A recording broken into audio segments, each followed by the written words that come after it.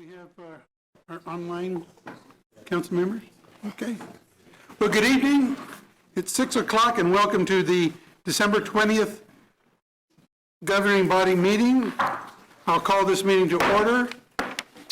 If you will give your attention to Councilwoman Valdivia Alcala, who will introduce the invocation, and then stand as you are able and remain standing for the Pledge of Allegiance. Councilwoman. Thank you. Thank you, Mayor. Tonight's invocation will be led by Curtis Pitts. A little bit of background on Curtis. He was voted one of the top 10 up-and-coming African-American leaders in the United States by Coretta Scott King of the King Center for his nonviolent social change stance. Motivational speaker Curtis Pitts is an award-winning community activist, keynote speaker, and philanthropist.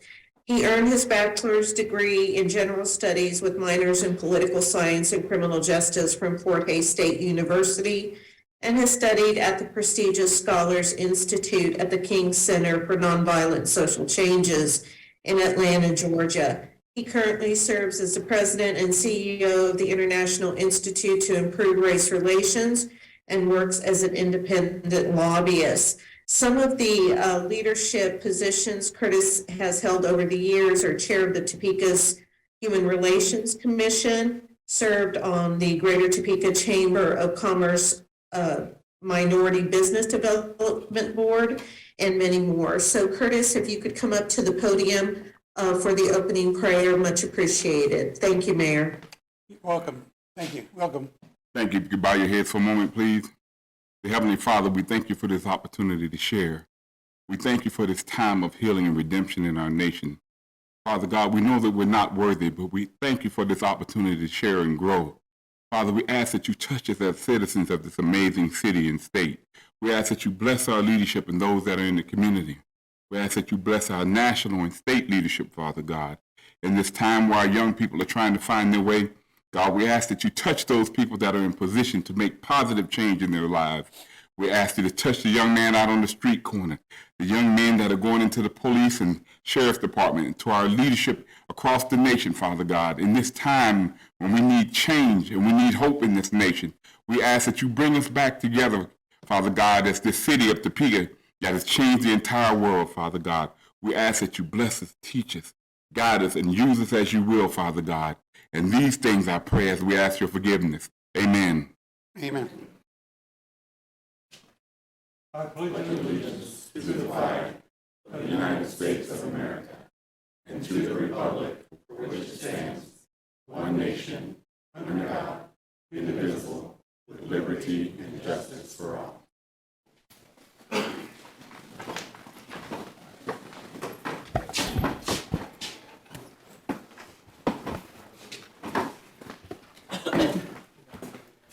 Thank you for the invocation. I'm going to try and keep my gaze to my left as much as I can so I don't get blinded. And we'll move on with the agenda. And we'll go to item number 2, if the clerk will read. Don't be hating? Not hating, just trying to preserve eyesight. All right, we'll start with roll call. Mayor Padilla. Here. Councilmembers Hiller. Here. Valdivia Acala. Here. Ortiz. Here. Emerson. Here. Kell. Here. Nager. Here. Dobler. Here. Duncan. Here. And Hofer. Here. We have 10 present. Okay, thank you. We'll move on now to item number 2 on the agenda, if the clerk will read. A is a board appointment recommending the appointment of Melina Stewart to the Topeka Landmarks Commission for a term ending December 31, 2025. B is a board appointment recommending the reappointment of Mark Ruenheid to the Topeka Landmarks Commission for a term ending December 31, 2025. C is a board appointment recommending the reappointment of Dave Frederick to the Topeka Landmarks Commission for a term ending December 31, 2025. For the appointments as recommended, the chair will entertain a motion. I make a motion to approve. Motion to approve by Councilwoman Nager, second by Councilman Kell. Thank you for your enthusiasm on the seconding. That's appreciated. Okay, if you will call the roll, please. Councilmembers Hiller, Yes. Valdivia Aquila, Yes. Ortiz, Yes. Emerson, Yes. Kale, Yes. Nager, Yes. Dobler, Yes. Duncan, Yes. and Hofer. Yes. We have 9 yes, motion carries. Motion has been carried, and I note here that Melina Stewart and Dave Frederick are in the audience tonight. If you would stand so we can acknowledge your presence, and thank you for your willingness to serve the city.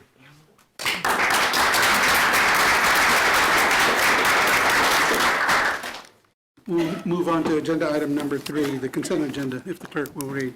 A is an ordinance introduced by City Manager Stephen Wade, amending City of Topeka Code Section 21509 concerning redistricting and repealing original section. B are the minutes of the regular meeting of December 13, 2022, and there are no applications. Okay, we've heard the consent agenda. Is there a motion? Move to approve by Councilman Dobler. Second by Councilman Emerson. If you'll call the vote, please. Councilmembers Valdivia Aquila, Yes. Ortiz, Yes. Emerson, Yes. Kale, Yes. Nager, Yes. Dobler, Yes. Duncan, Yes. Hofer, Yes. Mayor Padilla, Yes. and Councilmember Hiller. Yes.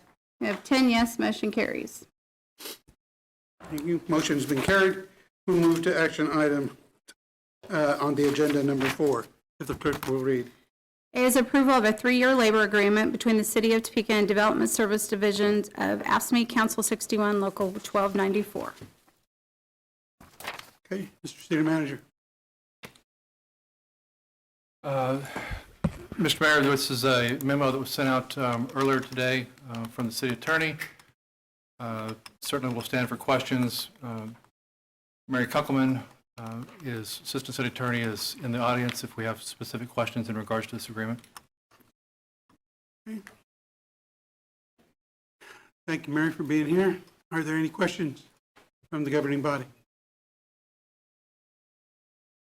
Is there a motion for the chair? Motion to approve from Councilman Dobler.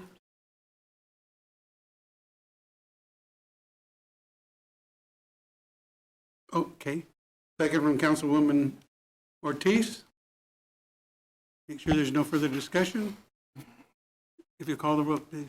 Councilmembers Ortiz, Yes. Emerson, Yes. Kale, Yes. Nager, Yes. Dobler, Yes. Duncan, Yes. Hofer, Yes. Mayor Padilla, Yes. Councilmembers Hiller, Yes. and Valdivia Aquila. Yes.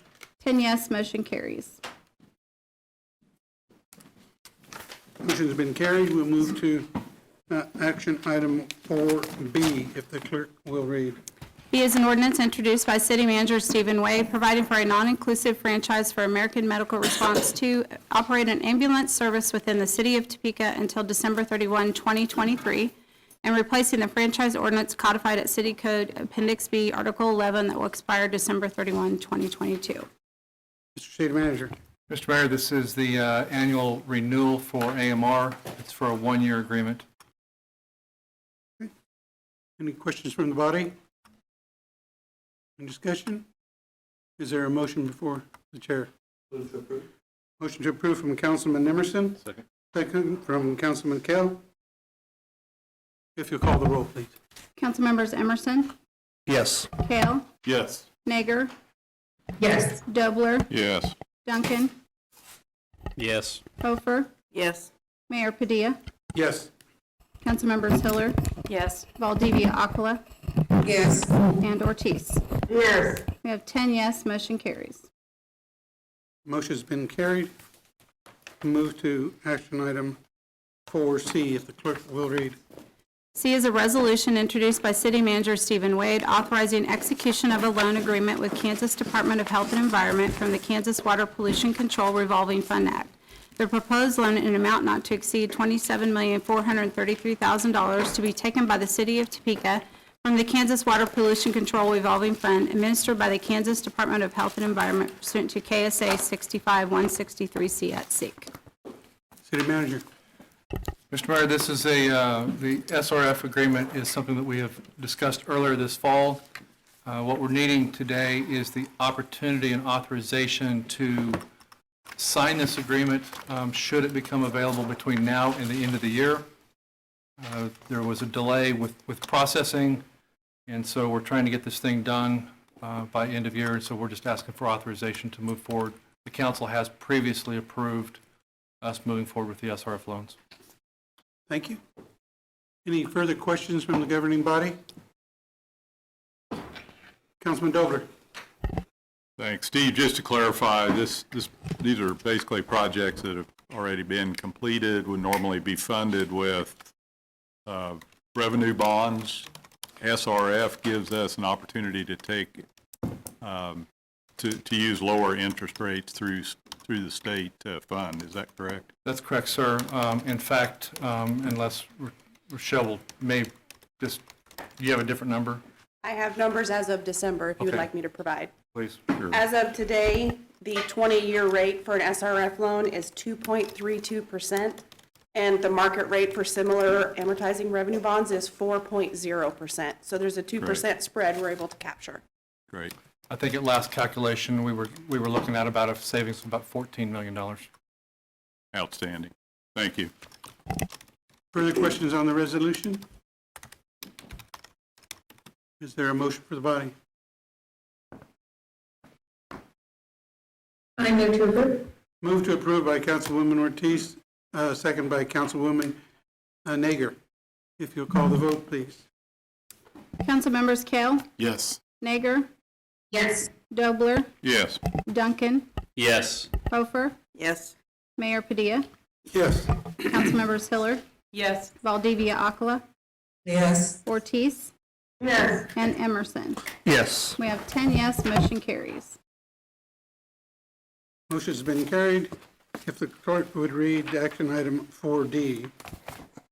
D is a resolution introduced by City Manager Stephen Wade authorizing execution of a loan agreement with Kansas Department of Health and Environment from the Kansas Public Water Supply Loan Fund. The loan agreement is not to exceed an amount of $39,105,205 to be taken by the City of Topeka from the Kansas Public Water Supply Loan Fund administered by the Kansas Department of Health and Environment pursuant to KSA 65163C at SEEK. Mr. City Manager, Mr. Mayor, this is the same as the previous item. any questions? No discussion? The chair will entertain a motion. A motion to approve by Councilman Kell, second by Councilwoman Ortiz. If you'll call the vote, please. Council members Nager, Yes. Dobler, Yes. Duncan, Yes. Hofer, Yes. Mayor Padilla, Yes. Council members Hiller, Yes. Valdivia Akala, Yes. Ortiz, Yes. Emerson, Yes. and Kell. Yes. We have 10 yes, motion carries. Motion is carried. We'll move to agenda item 4E, if the clerk will read.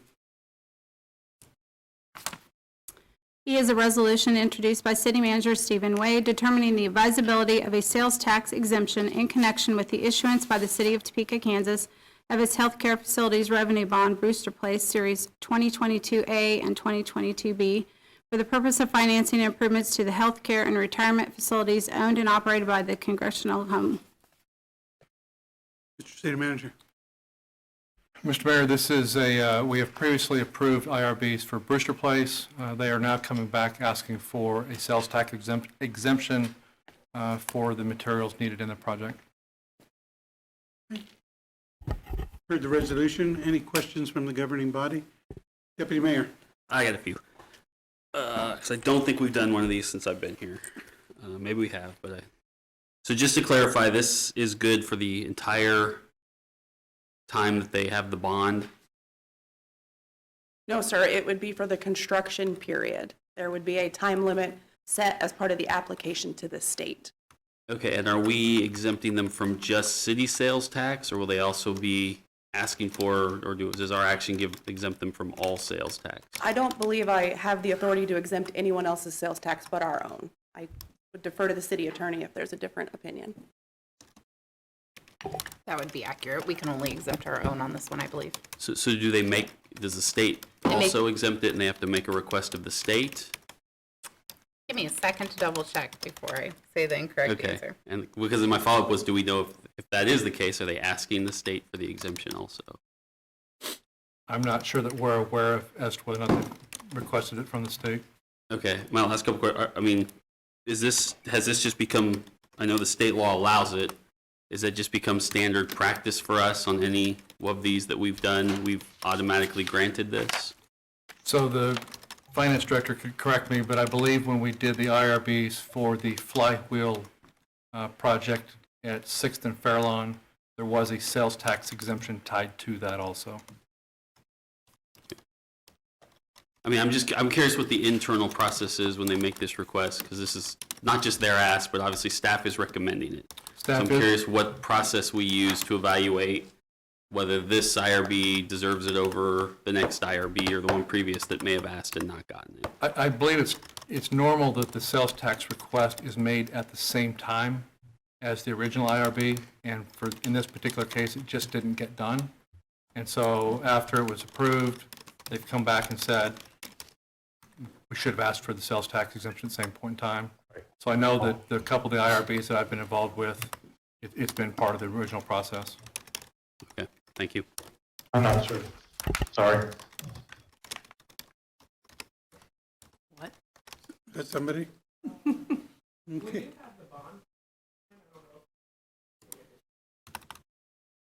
I think Kevin Cowan is online. Kevin, am I wrong? Can you all hear me? Yes. Yes. Okay.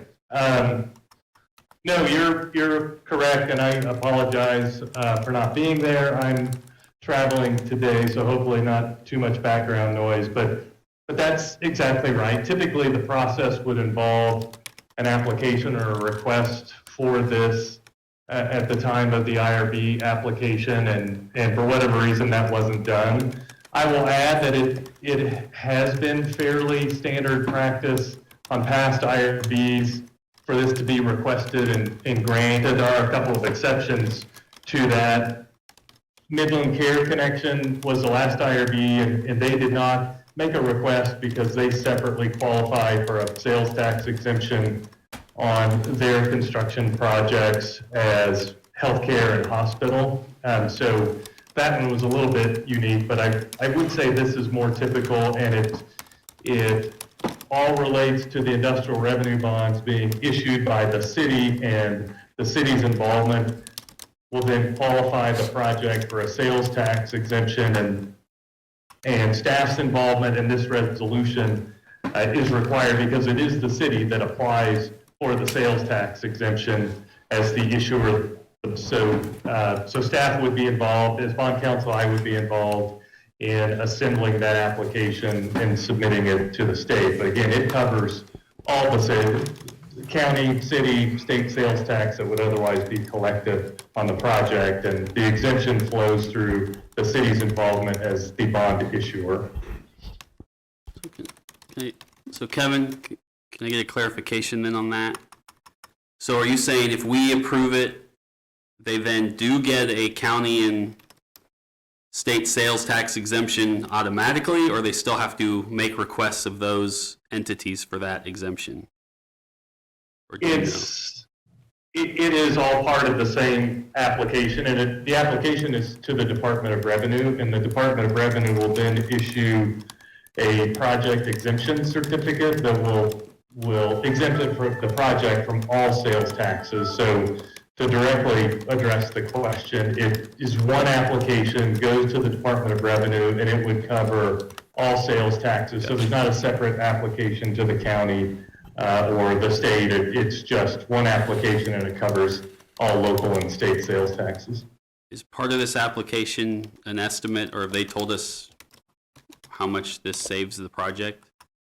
I mean, my question is, we're losing money in this, obviously, as a city. I understand that it's a great benefit to us when we do these. I'm not discounting the economic impact and the benefit to us, but we're talking about a lot of different things right now budgetarily, so I of course look at through the prism of what is the loss, quote unquote, loss to us on the sales tax side of it? Do we know what they're estimating this saves them?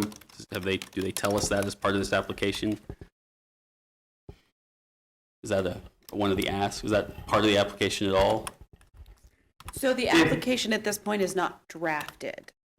We would need your permission to move forward with the application. Okay, But got it. I can review their request to the city to determine if they've broken out that estimate as part of their initial ask. Okay, We can great. get that information for you. No problem, thank you. Councilman Kell?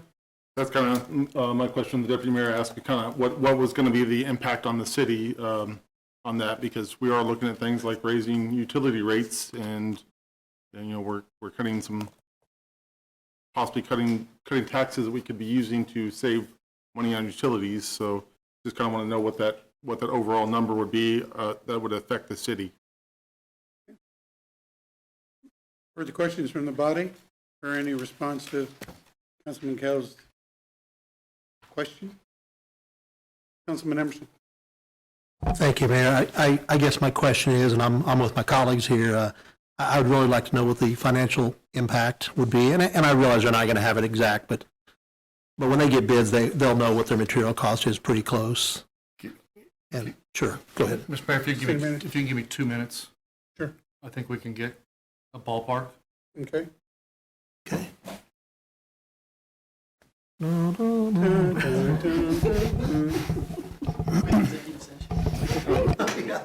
While we kill time, anybody have a guess of how many Santa Clauses are on Councilman Kell's jacket? Haven't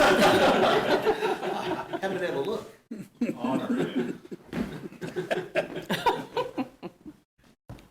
With that joke, Does that include his tie? Just checking. no. Oh, yep. Kind of wraps over a little bit. You can go to 0.2 and 0.7. Hey, it's one fall if jolly fat man to another, you know.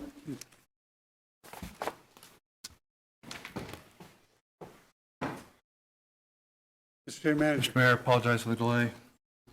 So quick math. The original IRB was for $47 million. If half of that is in materials, the city collects 1.5% sales tax. It's 1% on basically going to the general fund, and it's a 0.5 point going to streets.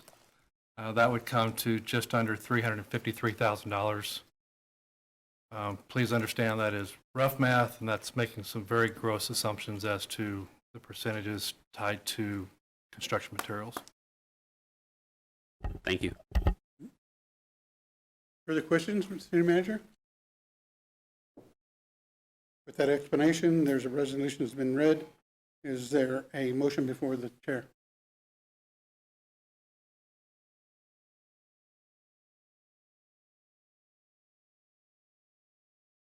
Seeing no motion?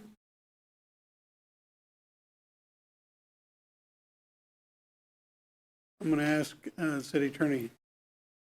If there's no motion, you can just move on to the next item. It would just die for lack of a motion. Okay. Or you could defer it to another meeting if someone wanted to do that. City Manager? So, Mr. Mayor, I might request then that the agenda item be deferred as opposed to pulled, in so much as we can maybe get a finer number as to what that amount is. I think the body would feel a little more comfortable if you would do that, and I appreciate that given more detail, Yes, sir. feeling more confident in moving forward. City Attorney? The city clerk was just asking what the date certain was that you were deferring it to. Under our rules, it needs to be to a date certain. That is a date certain. May I please ask for January 10? Yeah.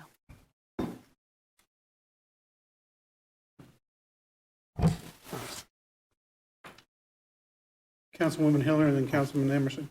I was just going to request that we ask the city manager how much time he needed, and Okay. took care of that, I think. Councilman Emerson? I was just going to make a motion that would defer this to January 10th. Motion. Do you have a second? Second from Councilwoman Ortiz. If we can take a roll vote, please. to defer to January 10th, correct? Correct. Councilmembers Dobler, Yes. Duncan, Yes. Hofer, Yes. Mayor Padilla, Yes. Councilmembers Hiller, Yes. Valdivia Akala, No. Ortiz. Yes. You said yes. Emerson, Yes. Kale, Yes. and Nager. Yes. We have 9 yes, Valdivia Akala voting no, the motion carries. We'll move to action item 4F. We do have someone signed up to speak to this item on the agenda. I'll ask the city clerk to read, and then city manager, and then ask that person to step forward.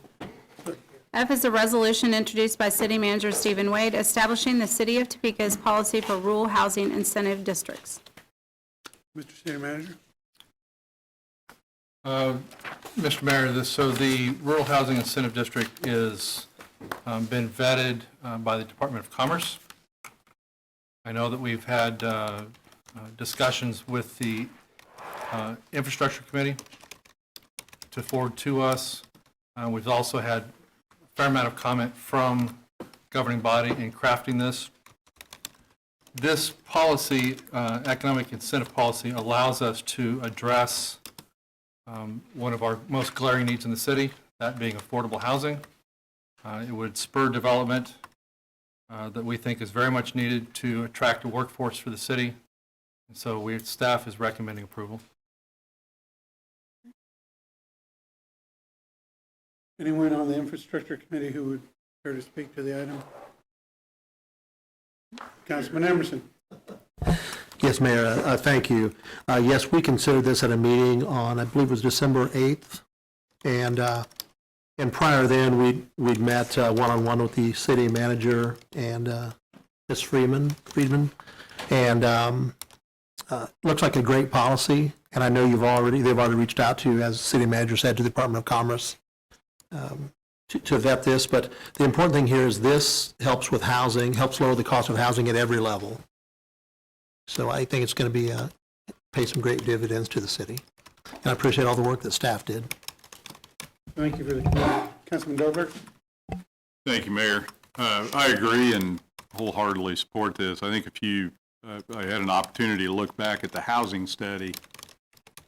Numbers aren't exactly right, but we produce something in the neighborhood of 250 units a year. We should be building 500 units. Now, that includes apartment buildings, so it's not just single family. So we're falling behind every year, and we have a deficit of 3,000 units. So I think what we on the Infrastructure Committee had asked the city manager to develop is a policy. And I know through Mr. Fyander and others, Rhiannon and others, they've developed what seems like a really good policy. In other words, we're not going to do this for forever or for every development, but as developments come forward, there's a lot of room for this process to be used. So appreciate the work that was done, and yeah, I'll be in support of it. Thank you. Thank you. Again, I have Mr. Doltmeyer signed up to speak on this item. Is he in the audience? Is he on this screen? Mr. Doltmeyer? Or is he on Zoom? Okay. If there are no further questions from the governing body, Councilwoman Hiller. Thank you, Mayor. I think this is an exciting tool. It's pretty comprehensive in terms of the options that the city has, including donated funds or pledged partnership funds. So that it's very broad. Looks like we could combine it with opportunity zone funds or easy benefits as well. I like that. One question, we know that the study identified a need for, let's say, the 3,100 units. It also identified that we've got, the number they used was about 6,000 vacant units already existing. So my question is, just for some reassurance, the first whereas says that the city recognizes it's essential to develop new residential housing developments. The second one makes reference to the state law and talks about development and renovation of housing. So my question is just a confirmation, I hope, that this would apply to both new construction as well as renovation projects. So renovation is limited under state law to certain things like second floors of downtown apartments. It's not designed for just generalized renovation. It does allow for some renovation, it's just very specific on how you can use it. Thank you. I saw that on the downtown structures. So if, for instance, a neighborhood wanted to designate itself as an area and do specific improvements, this does allow for improvements in the area, not just the structures. Is that possible with this? That's not really what this is designed for. It's more like a residential TIF. It sounds like what you're describing is more like a neighborhood revitalization zone. This is more for a developer that's going to come in and put in a new development, renovate, build a house.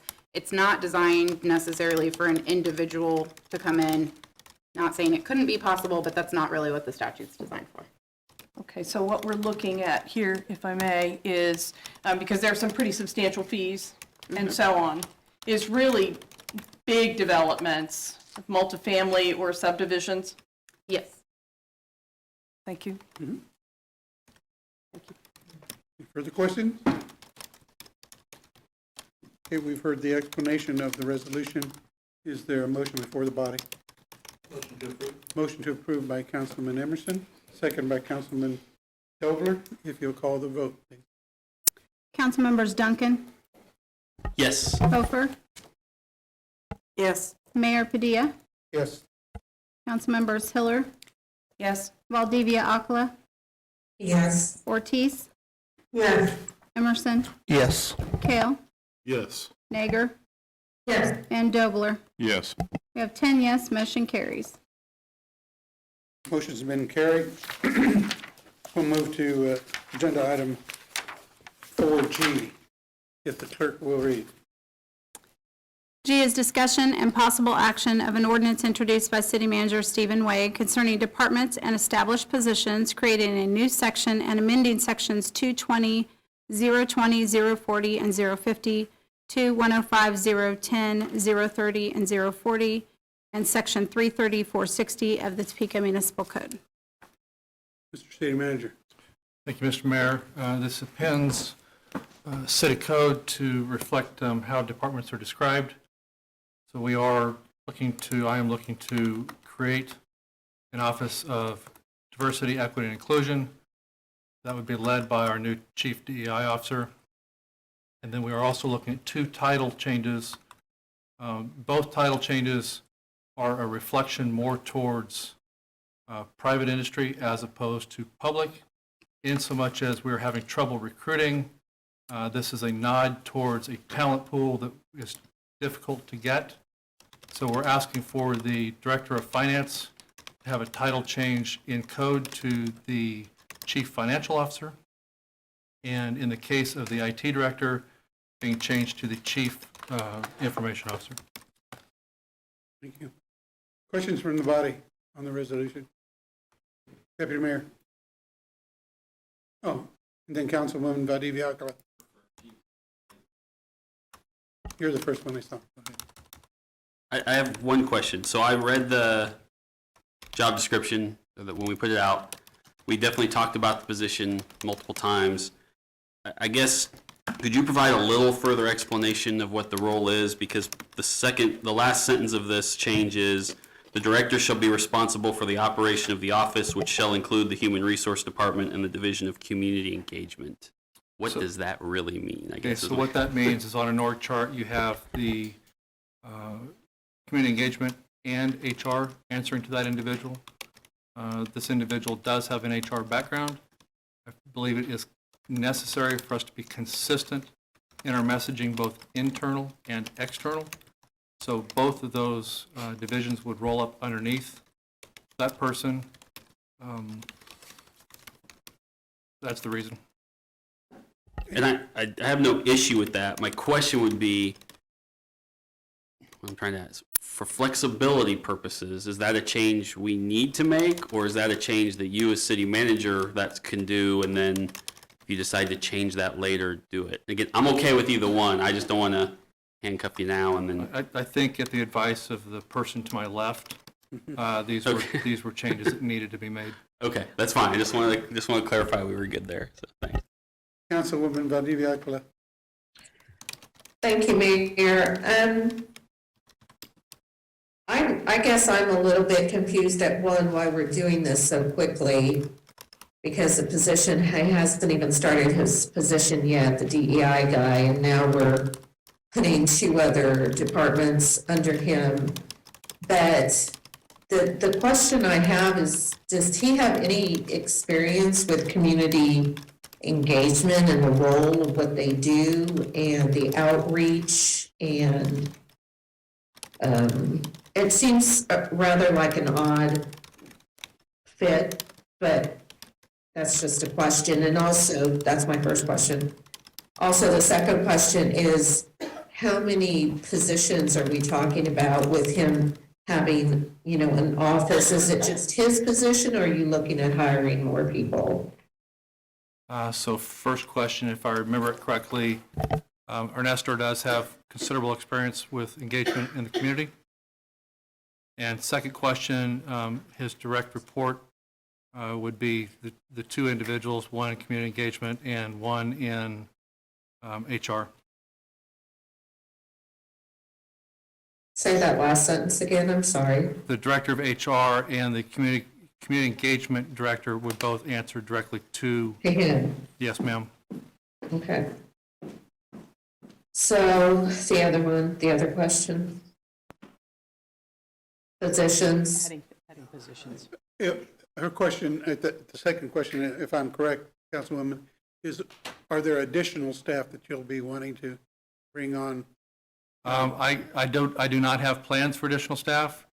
That doesn't mean that we won't as we look at the structure across the organization. Obviously, we are trying to be very effective in reaching all walks in our community.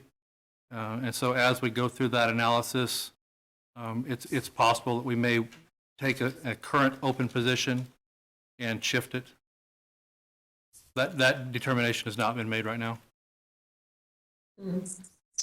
Okay, thank you, Mayor. Thank you, City Manager. Yes, ma'am. Councilwoman Ortiz. Thank you. I guess I'm kind of questioning what you're trying to do, Steve. I won't support this because I think HR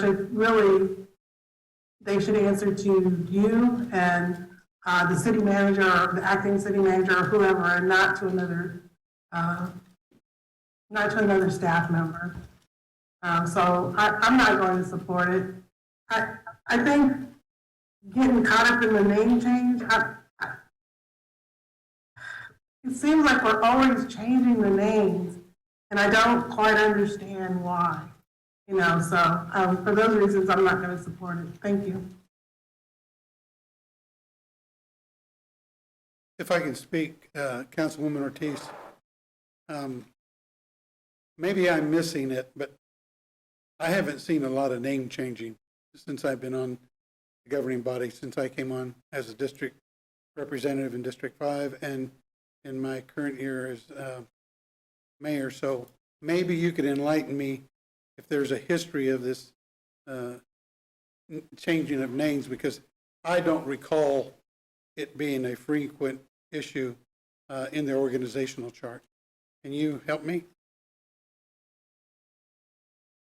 Well, I feel like we're always changing names to suit whoever's in that position, and we've had some name changes. We have. And I've always questioned, like, what is, like, now everybody wants to be the chief. You want to be the chief, man? It's like, I think, I don't see the need for that. Whether they were managers or directors or whatever, I just don't see the need for it.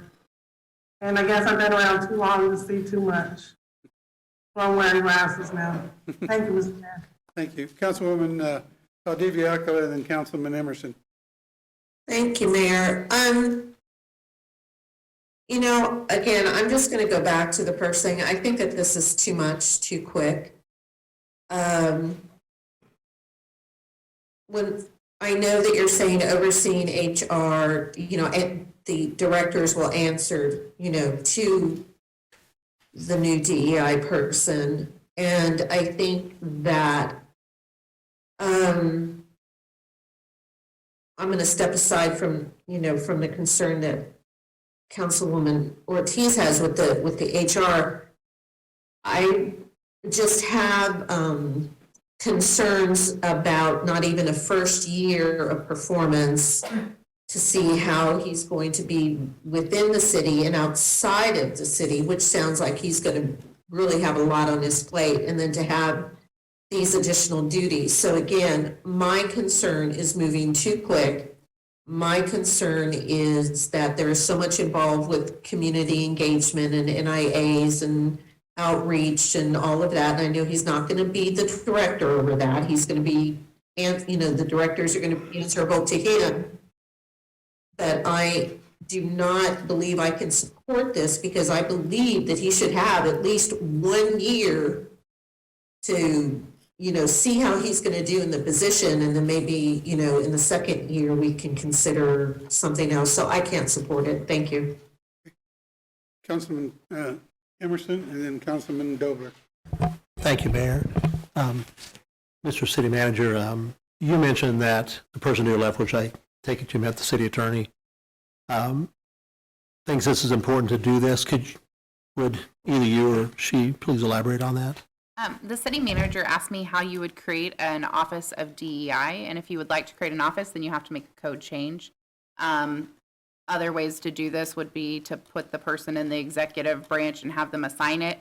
However, our code is very specific to the Human Resources Division, so if you want that to report to a different person, then that is a code change that has to occur. So all of these are necessary to accomplish what the city manager tasked me with writing. Go ahead. Thank you for that. And then, Mr. City Manager, if I may ask, on these changes, I don't mind you making these changes, but I guess, is there a reason, can you not just make these changes? I mean, do you really need our permission to change a title? The issue has to do with how the code refers to specific individuals. Oh, And okay. so it's a matter of, it's a cleanup issue. We're trying to keep things straight. Okay, thank you. Thank you. Councilman Dobler. Thank you, Mayor. You partially addressed my question. I think this is just to make sure the code matches the departments and the directors as far as who's in those positions, how long they've been there, what kind of job they do. If you look at the charter ordinance, that's up to the city manager, not up to us. Thank you. Deputy Mayor.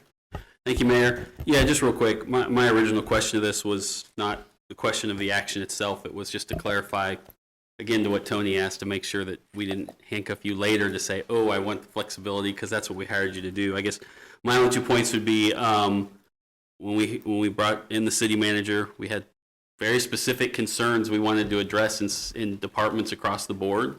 And this clearly seems like one of the ways that he thinks he can start to address some of those issues, from accountability to how things flow. And so I'm supportive. That's what we brought him in here to do. So I have no issue with that decision. And as to bringing that person in and giving them these responsibilities right away, I think he needs to know exactly what his job is when he gets here in 2 weeks and what his responsibilities are, not to start doing one thing and then a year, if we quote unquote like him, say, now you can do all this other stuff. I think if that's going to be the position, then people need to know that's the position and their responsibility. So I do think we need to, if we're going to do this, make this change now. So thank you very much, Mayor. Further comments? Councilwoman Hiller. I agree with Deputy Mayor Duncan. I think if it's a new structure that was puzzling to me at first, but I think if that's how city manager thinks it's going to work, it's probably best for us, and certainly fair to that individual, to give that line of authority as well as the responsibilities from day one, so we can all work with that. So I will support. Thank you. And just briefly, I will support it as well, this change. I visited with the city manager.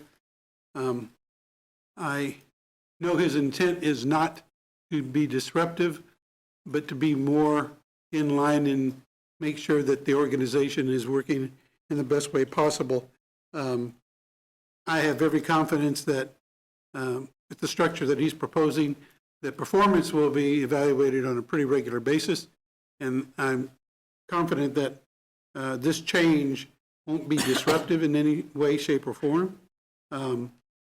I, too, feel that it's important that we let our new DEI officer know exactly what those duties are and where he stands in the organizational chart, and not worry about having to think, well, it might change in 6 months.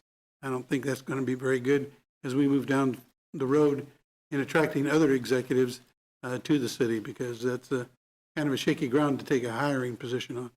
So I will be supportive of this position, and I thank the city manager for bringing it forward. Further comments? Questions? Councilwoman Valdivia-Alcala. Thank you, Mayor. Obviously, everybody has their own opinion about this. The reason that I'm scoping in on what I'm scoping into is because I'm looking at an ordinance. And so I don't think that anyone's trying to take anything away from the city manager. I just want to make it very clear how I feel ambivalent about this, not trying to take control of anything, but that is the part about having elected officials where we can put in our votes into what we feel is best for those that we represent, along with hearing their voices. So thank you on that. Okay, thank you. Seeing no further comment, no further discussion, I'll entertain a motion. Motion to approve by Councilman Kell, second by Councilman Dobler. You'll call the roll, please. Councilmembers Hofer,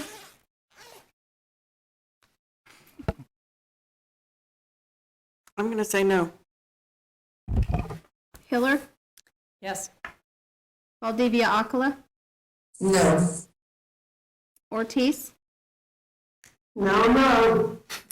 Emerson, Yes. Kale, Yes. Nager, Yes. Dobler, Yes. and Duncan. Yes. We have 6 yes, motion carries. Councilmembers Hofer, Valdivia-Alcala, and Ortiz voted no. Okay, the motion's been carried. We'll move on now to agenda item 5A. We have 2 persons signed up to speak on this non-action item. If the clerk would read the item, and then I'll ask those persons signed up to come forward. A is discussion concerning potential utility rate changes for infrastructure maintenance. Okay, I have Ms. Danielle Twimlow. Is she online? Or here? There she is. Okay. Welcome. When you're ready, just go ahead and speak on the item, Ms. Twimlow. Thank you. I'm not going to spend a lot of time listing all the faults that we've kind of heard about this utility rate increase in the previous week, such as infrastructure money still being available, the state ARPA dollars specifically earmarked for the infrastructure still to come. I do note that we do have a very good grant writer for the city. So guessing that that's not the problem with writing some of these grants. The budget was just passed weeks ago with no mention of this drastic utility rate increase, or that the review of the 2019 water study found, and I quote, significant miscalculations, proving the approved rates to be woefully inadequate to maintain system requirements. This should have everyone questioning this entire process. What isn't mentioned in the background of this recommendation is that while the 2019 study may be off on the estimated cost of projects, it was also off on the estimated revenue we would generate.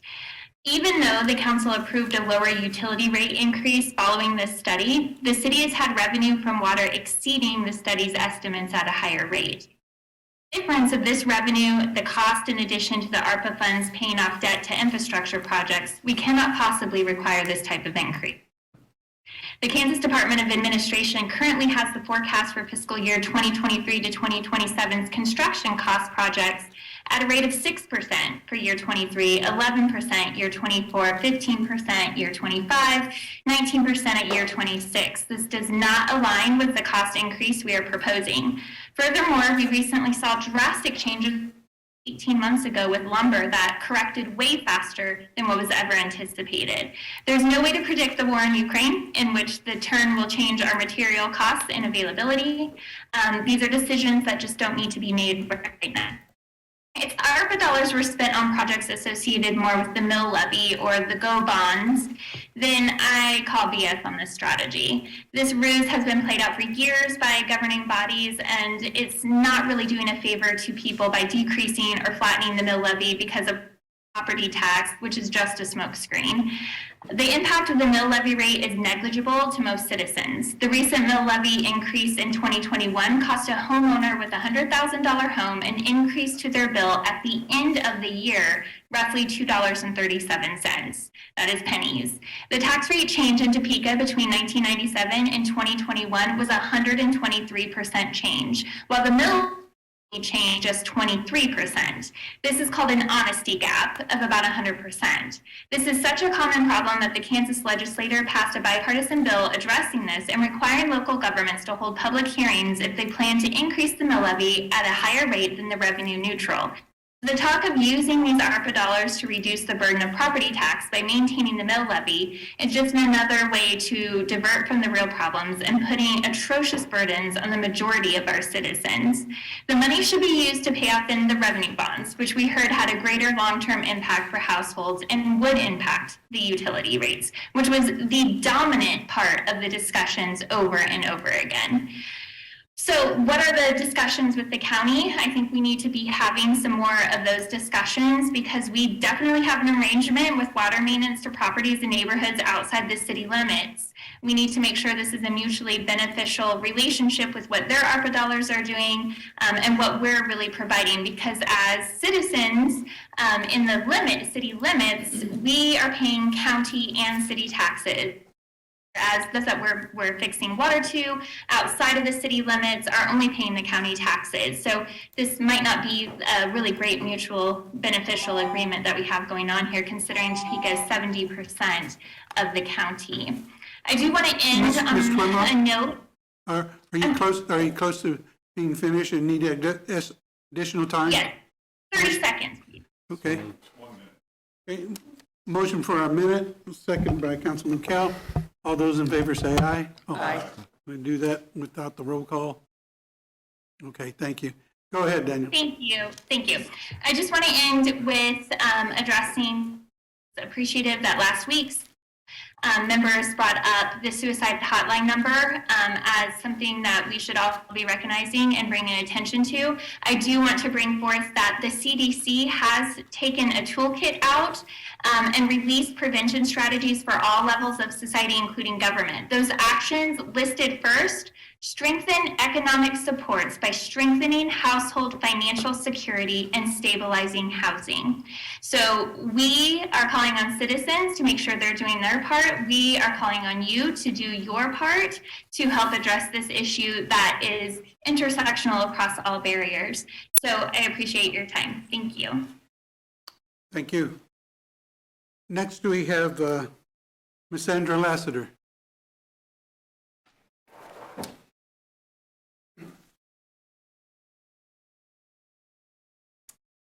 Good evening, Council. I want to just address real quickly about our citizens in Topeka. We talked about this proposed water increase, and I've had a number of citizens address me, and sometimes these little older people don't want to get up here and talk to you about it, but I'll be glad to. But I understand here, reading this, the proposed rates include 11.8% increase for water in 20 and 24 and 25. And 11.5% increase in 2026, which to me totals over the 3 years, 23.3 rate increase. I could have my information wrong there, but maybe somebody can help me with it. And I understand we have about a year. Maybe we could really wait on this. We don't have to do this right now.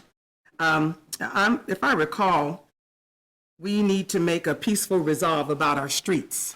So I would think that something like this, a delay is not a denial, that we could maybe put it on hold for a minute and finish up all our streets. When I came in this evening, I was so impressed with the 8th Street signs and the signs out here that says, please excuse the mess. We're doing, I think they said innovation or whatever. And so that to me is important to the citizens of Topeka, that we could please excuse the mess and put this utility rate on hold and give the people some mercy. Now, you're sitting in a place here where you can really have mercy on our citizens. I remember a time and place in history where the people asked for a king, they got a king.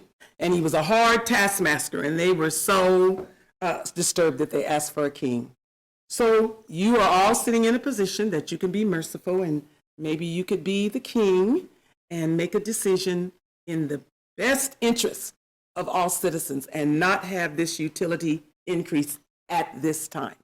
Thank you very much. Thank you. Oh, is my time up? No, you have time. Oh, I definitely want to meet the officer of diversity and equity. I want to meet that young man as he's coming from out of town to Topeka. I want to make sure he gets in all of our areas in Topeka. We plan to meet him personally. Thank you.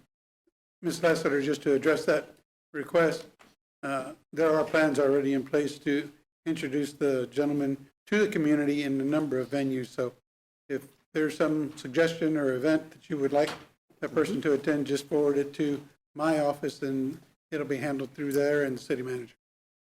I will do that, not before I even always want to make this comment. I don't want his job. That's not why I'm saying it. And there are some people probably that would be beneficial to him. All right. Thank you very much. Thank you. Mr. City Manager, now that we've had the opportunity to have public comment, do you wish to speak to this? Yeah, Mr. Mayor, thank you. To address Ms. Lassiter's last comments as far as why now. So the current rate structure ends the end of 2023. So we're asking for the rate increase now for basically 3 specific reasons. One is for our bond ratings come back up in August. And at that point in time, if there is no provisions for a continued rate increase, revenue moving forward, at that point in time, we stand a serious risk of a bond downgrade. So there's the first reason, because that comes up in August. Second is we know that some of our large customers do not operate on a January 1 fiscal budget. They move to a July 1 or an October 1. This gives those large users the opportunity to plan as part of their 2024 budget for this rate increase. Third reason is for the purposes of our regulatory infrastructure planning. Those things don't happen right away. It's a 2 to 3 year process moving forward. I am not comfortable moving forward with projects that we don't know that we have funding to pay for. And so this, by moving forward with the rate increase, it allows us to move forward with our regulatory requirements. So those are the main 3. Nicole, Sylvia, you guys are welcome to come up and add as you wish. I will also share that when in 2019, December of 2019, when the current rate increase was considered by the governing body, the initial ask was for 6 years.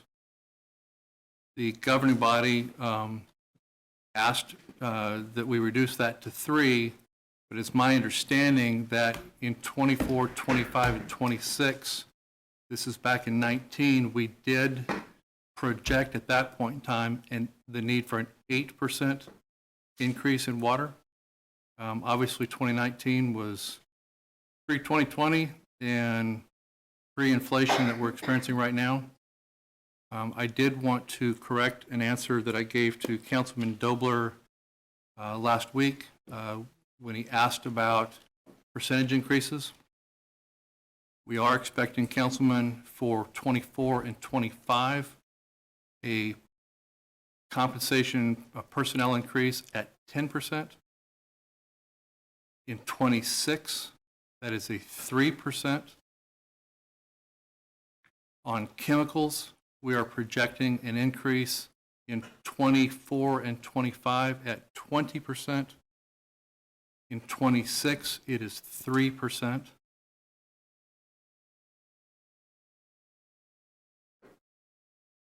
And then all other outside of chemicals and payroll across the board, '24, '25, and '26, it is a 3% increase in those line items.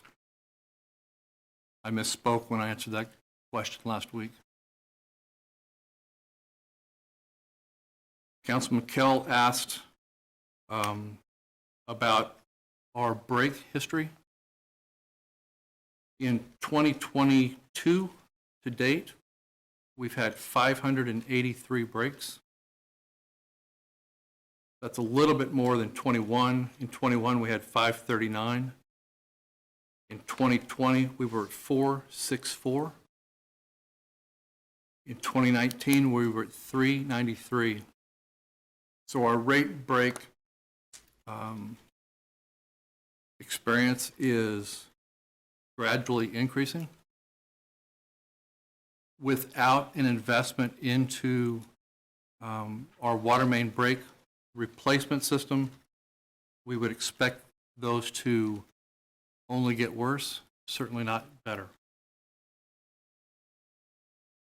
I forwarded to the governing body for your perusal over the next couple of weeks the answer to many questions, about 10 pages worth of responses. I will also share with the governing body, Gretchen, we have 2 public meetings established. On your screen, we have one set for 6 o'clock on December 28th at the Holiday Building. And then on Wednesday, January 4th at noon, from noon to 1. These are public sessions. They will be available in person and virtual. It's as a person is watching it, whether live or virtual, or just has questions in advance, they can email it to citymanager@topeka.org, and we will deal with those questions live during session. Councilman Kell. Mr. City Manager, could you explain why from 2018 to 2019 it was about a 50% drop in the water line breaks? Was there a new program started or anything like that that, you know?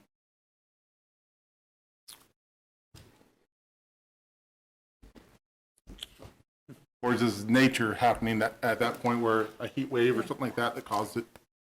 Those were heavy rain, Okay. especially in 2019. So the more water we get, the more rain, the less the soils expand and contract. So Well, yeah, it's better exactly. weather.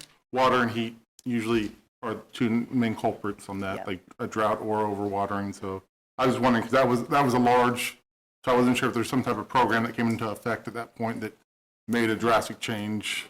No. So I do like the numbers we got, and it kind of shows kind of where I was getting at. If we try to kick this can down the road, you know, the average water main repair costs, you know, roughly $5,400. You know, we're having people spend anywhere from 3 to 7 hours doing replacements, which, you know, right now, would you want someone outside right now in this weather trying to work on a water line, which does happen, that, you know, these workers are being put to harsh conditions, and then vice versa when in the summertime, when it's 100 degrees out. Just to kick the can down the road, just to, you know, we're going to deal with a lot more breaks, and that's going to add up the cost right there if we start seeing the increase of breaks.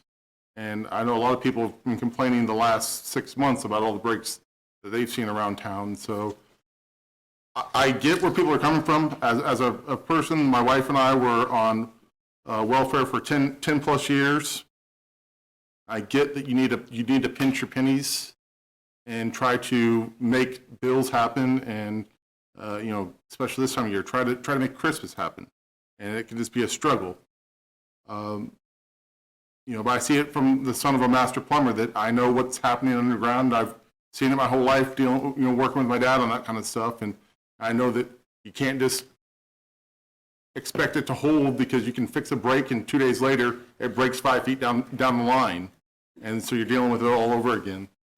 I know people have been talking about economics here, but there's places in Topeka over the last 6 months have majorly increased their wages. Target, Walmart, Spangles, McDonald's, a lot of these places are now increasing their wages up to $15 an hour.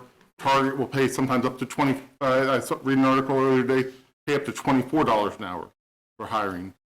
So there are increases in wages. And I understand that people have also brought up Evergy. We're not Evergy. We have to deal with our own lines and things like that.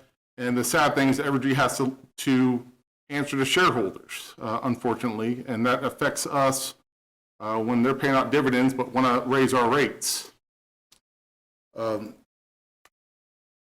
main thing is I think we cannot stop replacing our water lines that need to be replaced. All we're going to do is cause a bigger deficit, and I think a large amount of this group, and you guys may disagree with me, we try to look away from that deferred maintenance mentality, and because that's what's bitten us in the rear dealing with other issues in this last year.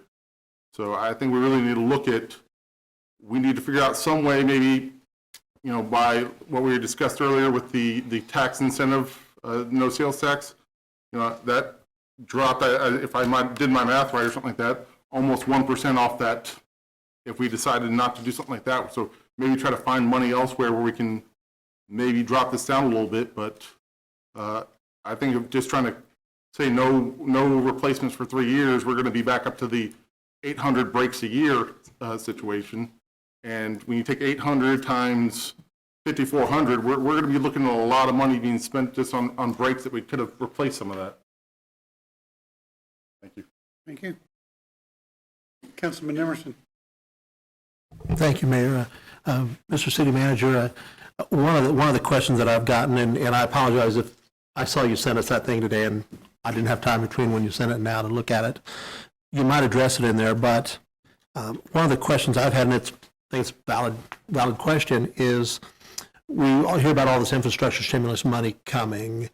Do you know when that's coming and if it will be applicable to water and sewer? So, Councilman, one of the things that's happening with the current federal distribution is it's coming through the state. And so the state is putting a lot of that into funding their SRF program. So the bonds that we talked about earlier tonight, which basically result in a $14 million-ish savings, that federal money is helping to subsidize that program. And so one could argue that we didn't get the actual $14 million check, but we're saving $14 million because of federal funds. In addition, we believe that the state is going to enhance its lead line replacement funding. That would come not only at reduced rates through SRF, but with the potential of principal forgiveness. So not only are you paying it at a lower rate, some of it you may not be paying back. We are applying for those. We're actively applying for grants as we see them. To this point in time, we just haven't had a direct award. We're getting it indirect through SRF loan rates. Thank you. I want to ask a question to City Manager and then Councilwoman Valdivia Alcala and then Councilman Kell. For the benefit of the public who's watching, SRF, can you tell us what SRF stands for? Nicole, I'm going to let the real person answer that. Yeah. But just people assume that we all know what SRF is. That's the state revolving fund program Okay. through the state. All right, thank you, Nicole. Okay, Councilwoman Valdivia Alcala.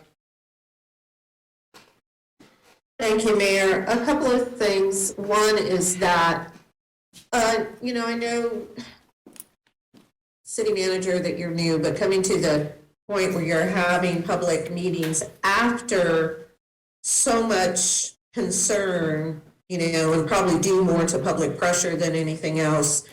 Public meetings are always good to have before you're going to be launching into dialogue with such a major initiative like this. Comments continue to roll into city council. They roll into us individual city council people, phone calls, etc.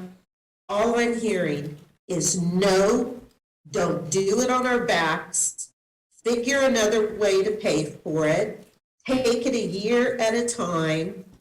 And the thing is that with these public meetings, all of these acronyms need to be broken down to the people when you're trying to tell them where the state money is going. But when you're talking about this money that is coming through the states and filtering down in loan forgiveness or what have you through SRF, and I still have to do more, and I have to get a better understanding about that. I received an email today that says 1.5 billion available through the 2023 RAISE grant program. And that's through the U.S. Department of Transportation, a notice of funding opportunities for municipalities and states. Are we looking into that? Yes, ma'am. I know that we made at least one direct application to RAISE for a significant amount of money. And I believe we actually made several requests. In each case, we were denied. So this information that came out today in an email, you've already applied for those monies through this RAISE grant program, and the city of Topeka was denied. Ma'am, I'm not privy to the email specific that you might be referring to. I can tell you that the RAISE grant process took place earlier this year, and we made applications, so it could be that what you're looking at right now is the 23 RAISE program, in which case I personally have not seen it. Okay, well, I would hope that we would be aggressively looking at all funding, and when the grants are denied that the city puts through, is there reasoning that is given, and what are we doing to write a better grant? In other words, in the pages of answers with constituent questions that I have had and sent to you and the whole governing body, there was a comment on here about, no grants have been received and the requirements and requisites or whatever continue to be rather vague. I mean, that's government, is vagueness. So, I don't think that we should be putting all the onus, on there. But my bottom line question is, do they give information, or do we know how we go about writing a better grant? In some cases, ma'am, we are getting feedback, and we're taking that feedback into account. In some cases, we don't receive any feedback. I will also tell you that our grant writer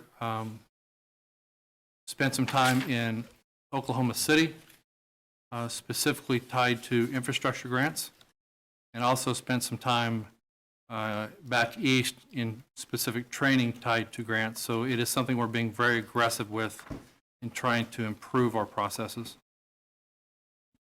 Okay, and the other thing is that in one of the answers, one of the questions that was sent, that I sent to you, was from a new renter that wanted to verify that the total amount of increases through this 3 years you're proposing is actually going to be 35.1% increase. And so that's a yes. So folks that are watching this, that are listening to it or whatever, know that this proposal of 3 years is going to raise your rates 35.1% than what you're already paying now. And what I'm going to say again is that there is too much poverty in this city. There is too much of an issue with not a living wage in this city. There is so much on fixed income because how we continue to have an aging population, and no matter how good intention it is to have these programs that will help up to 1,250 households, it is not going to reach everyone. And so no matter what Councilman Kell says, not kicking this can down the road, I don't feel like I'm kicking it down the road. I don't feel like our constituents want it kicked down the road. They want some different alternatives. And so much of what I'm seeing out there as well is information that it doesn't matter. They're not going to listen to us. They're going to do what they want to do when they want to do it. And at the local level of democracy, if there is such a charge for not wanting something done and it's still moving forward, then we are in a sad state. Because I'm telling you, people are going to bleed out from this. And so I know that this vote is delayed until January 10th, but, and I already know I'm not going to vote for any increase. I'm more than open to looking at other ways, working in other ways to help educate people on what possibilities might be. But I haven't really received any from you all, and I'm not the expert. You're the city manager, I'm a lowly council person, and I haven't received that information. We have answers to these questions, but that's it. And I'm telling you, people are gonna bleed out on this because it's just gonna continue to increase. They're paying for the lack of doing something of previous councils. So, thank you, Mayor. Thank you, City Manager. Councilman Kell. Ms. Davis, on the joint projects, I know that prior to you coming on board in your position, there were some projects looked at that were going to be taking care of all the utilities replacements at once. That saves, I just want to make sure, that saves us a bunch of money when we can do all that project, the water, sewer, and then make a new road there. That saves us a bunch of money by doing that. And so if we cut something like that out, we're increasing that job price now, correct? Potentially, yes. When we do it all at once, we do get a cost savings there. The challenge is we may be switching priorities to do that, if that makes sense. We may have other lines that we had planned on replacing, but to get some of those savings, we're maybe trading that one priority for this priority where we can make sure that we're upgrading that infrastructure under our roads so that it doesn't come back to haunt us later. So it's a balancing act for sure. And Mr. City Manager, because I feel that the city's done a really good job with its grants. Could it be that some of those grants, there's cities that are infrastructure that is falling apart, that they're getting the grants because they have a greater need than we do? That's hard to speculate on, but that's certainly possible. Yeah, because I know that that department's doing as much as they can, so I just kind of, I don't know, it's aggravating to hear that. And I'm all for looking for other ways to find the money elsewhere, but in the long run, people need to understand that may also be cutting into other things that we do as a city to help our low income, to help our organizations that depend on, specifically maybe through the Social Service Grant Committee. We may have to cut some of that funding. So it's going to be, as Ms. Davis used a great word there, a balancing act. And I'm all for trying to get this done, but I just don't see that anywhere that we're not going to be able to not work on these projects and expect everything to be fine in 3 years. I think we need to keep our course that we've been going and maybe work together on finding ways to cut it down some, but also, just like everything else in life, unfortunately, we've seen an increase in things. And, apply for as many grants as we can, look for as much cost savings as we can for a city, and try to get as much of this done, because we will get back to 800 breaks a year if we're not replacing these water lines. And it's going to start damaging the streets. Then people are going to sit there and say, we're not doing anything with the streets. Or if we kick something down the road and do the street, and then 2 years later tearing it up to replace a water line, how does that affect the street? It increases its chance of breaking down sooner. So like I said, Ms. Davis said a great little thing about balancing act. So we need to, I think, find that balancing act of cutting this down some, but also understanding that it's going to cut into some of the things that we do as a city to help the people that need us. Councilman Dolber. Thank you, Mayor. I think I've been around the city, either working for the city or in this position for a lot of years, and I've seen a lot of council struggle with this. I mean, it's probably the most difficult issue that any council struggles with, and it's ironic that we discussed the RHID earlier and the deficit of new housing units, because that's the reason we're here. I mean, it's not the fault of a previous council. Could they have done more? Maybe. Previous administrations, who knows? But the real issue is we're not bringing new customers to the table. And if you think about it, a brand new subdivision goes in, the city pays zero for that water infrastructure. The developer pays for it. New houses get built, they turn on the tap, and they're paying a water bill. That is incremental revenue that we're not getting. So what we're really seeing is about 30 years of decline of population. And we're not going to turn it around overnight. But what we're doing with housing ultimately will help address this issue. I do have a couple of questions, having said that. City manager, in, I think it's the last page, you have other items of note. I could probably say more, and I'm going to stop myself, but when we start talking about if you don't do this, this is going to happen, this bad thing's going to happen, it starts irritating me. I mean, just put the facts out there. So I'm looking at a sentence that says we cannot issue debt if we don't have the rates in place to cover it. How long do we issue debt for? For utility rates, it's 30 years. So are you asking for 30 years of rate increases? No, sir, I'm not. So that doesn't really make sense, does it? No, sir, it does not. Okay. Has, explain the SRF, the state loan issue. Has the state ever not loaned us money that we've applied for?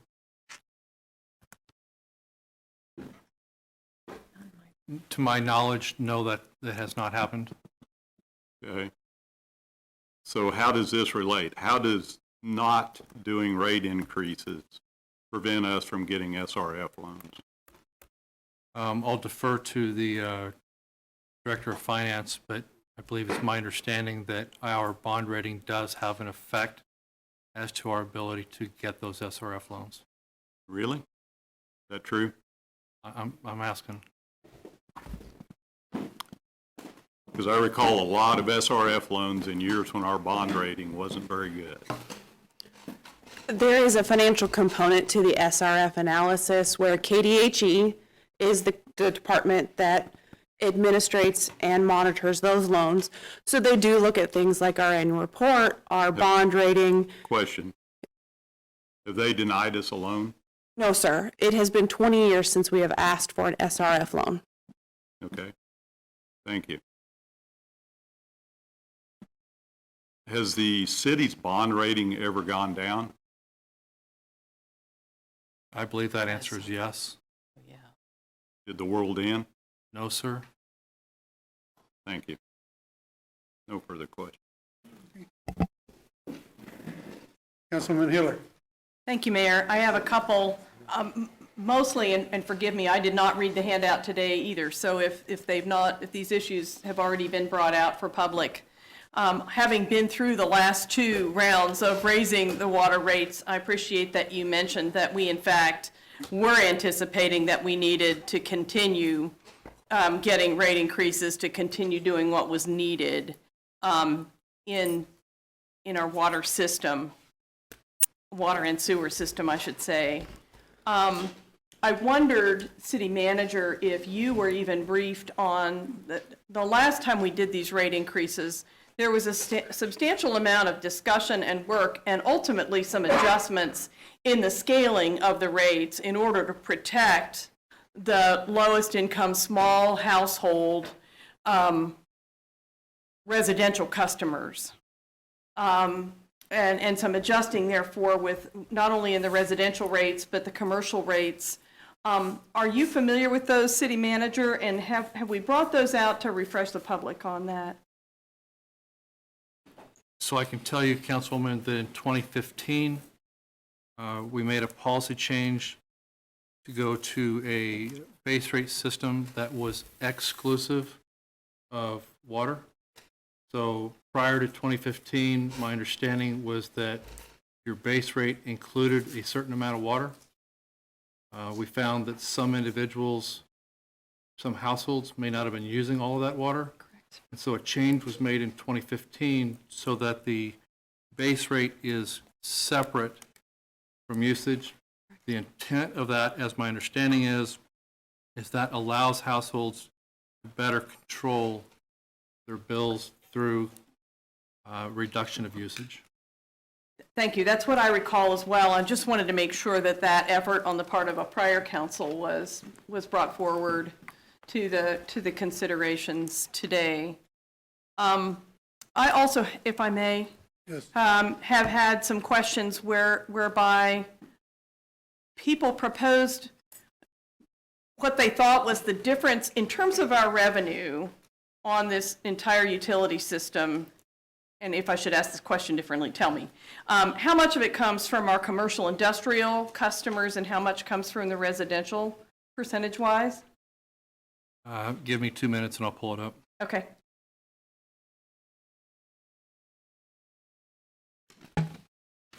Unless you have it. I don't, it would take me a minute or so.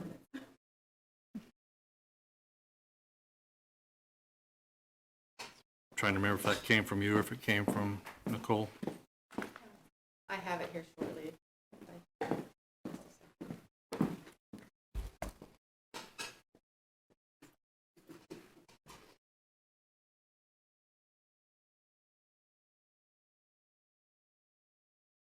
We have it, I just didn't have it pulled up. That's okay.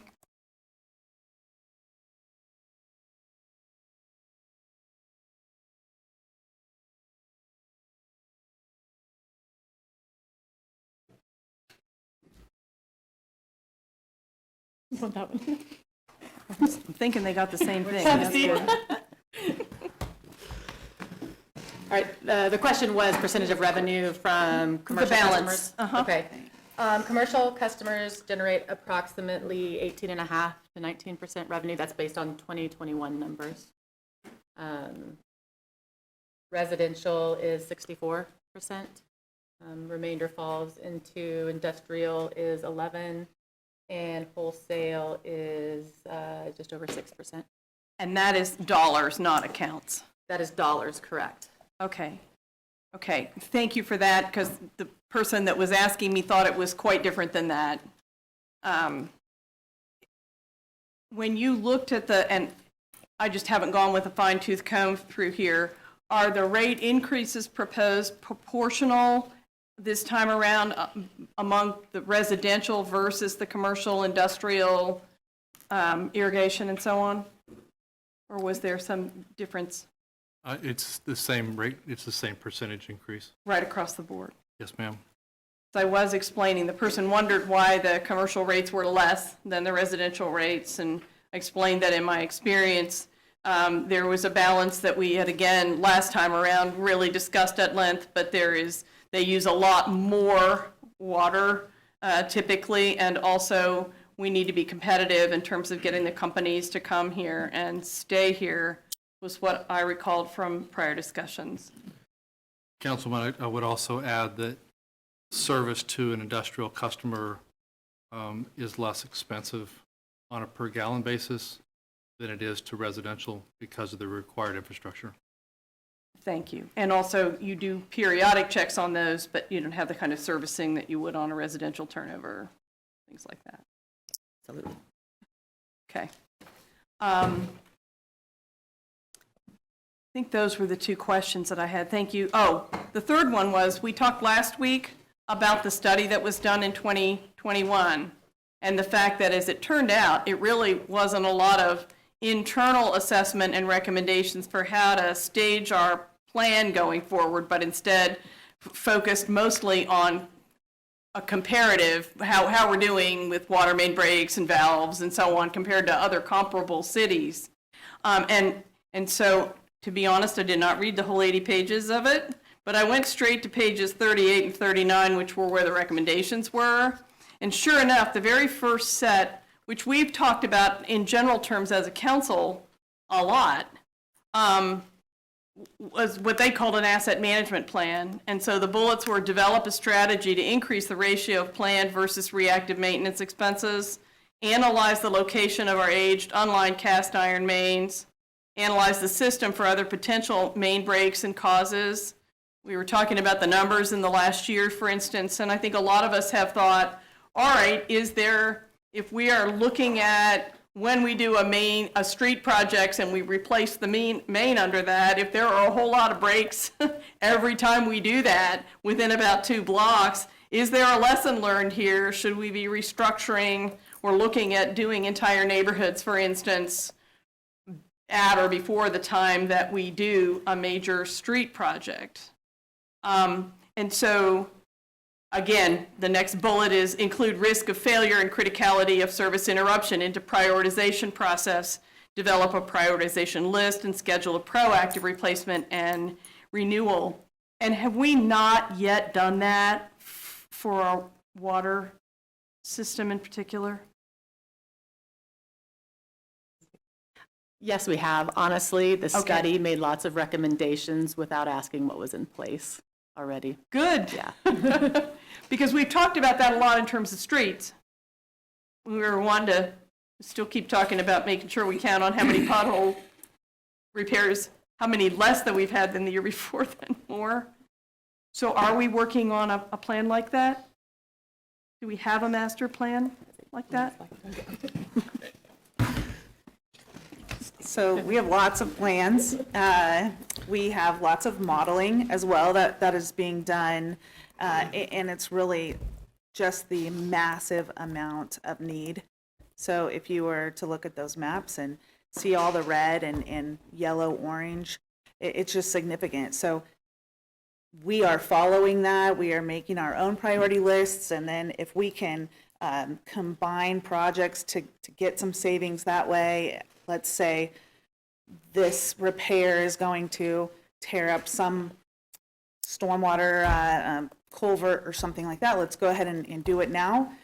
But those are little tiny incremental improvements that we're not going to see a benefit from for a long time. There's just that much need. When you look at trying to get from a 170-year replacement plan down to 150, it feels like an eternity. So getting to that 100-year best practice, it's going to take a long time to see us bridge that gap. So to refresh then, the proposal that you have ahead of us, given what you see in terms of costs and prices and the plans that you have, are we going to make progress on that advancement from 170 to 150 years, or is that just holding it where we are in your assessment? So the plan as proposed does allow us to make progress. Thank you. Thank you, Mayor. Councilwoman DiViacqua and then Councilman Kell. Thank you, Mayor. I just want to, I know that you're talking about the different rates for commercial and whatever you do with these public meetings. I know that there's a lot of questions in the difference of, percentages. I know that you're explaining it now. But again, this needs to be broken down to the people because they're not the elected officials and yet they still have that need to know, and which is why continued questions keep coming in. Additionally, I would also say that, yes, we want to attract businesses. We want to keep businesses here because that's what employs our residents. Yet we also have to be very clear in how many incentives and tax breaks these large businesses get, and the average person does not. So I just want to go back to question number 10 because I need to understand, again, I'm not an expert with budgets, but I'm willing to learn from things that I don't know. So the question was from a constituent. The city council passed the budget not too long ago. Were the large increases discussed at that time that were coming up in 2024 and on, just coming down the pipe? And the answer was rate increases were not discussed during the 2023 budget discussions as rates have already been established for 2023. And I understand that part, but the utilities had to make difficult decisions related to further deferred maintenance in order to implement the significant reductions required to stay within already established rate revenue for the 2023 budget cycle. So with as clear a statement as can be provided to the average layman, what was the reason, city manager, that these discussions did not start sooner about what was coming down the pike? Because again, another deep concern I have with how much this felt like it was being rushed through. Thank you, Mayor. Councilwoman, trying to be concise, I would suggest that some of it has to do with leadership change.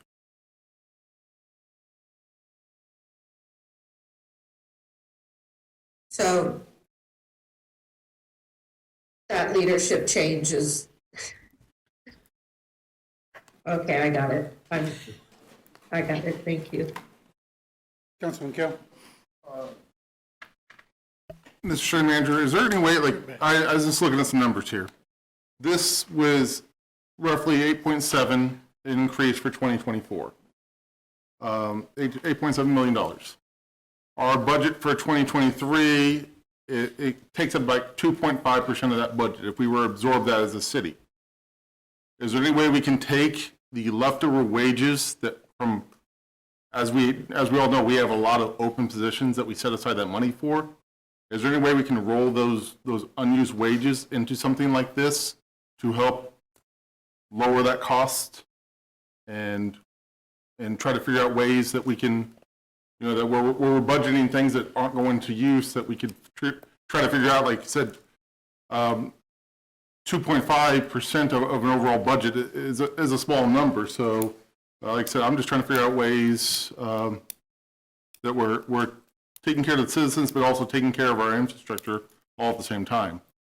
So Councilman, and certainly Nicole and Sylvia, correct me if I go straight here, but at the end of the year, if there is money that has not been spent, so in essence, if utilities is operating in as a plus, that money goes, most of the time, it goes towards cash payment on capital as opposed to borrowing. And so what you'll see is there is a lot of infrastructure that is purchased that we do not bond. Instead, we're paying cash, and that cash is coming out of operational gains as opposed to deficits. Correct? I was just trying to think out loud on a way of possibly, you know, like I said, we're roughly, only 6% capacity on our employment right now. So I just figured that, you know, across the board, I'm talking about all agencies, or all departments, that, you know, maybe this is a way we could look at offsetting. Every dollar that we can pay cash for saves us about 40 cents. On the utility side, it's about 40 cents. So it's definitely to our advantage to take those operational gains and put it towards capital. Deputy Mayor?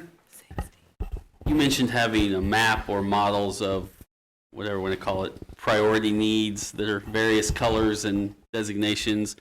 Are those available to the public? And if not, can some version of those, so there's a visual representation of sort of what we're talking about? I think that we can provide a visual that helps explain Okay, thank some you. of that. Yep.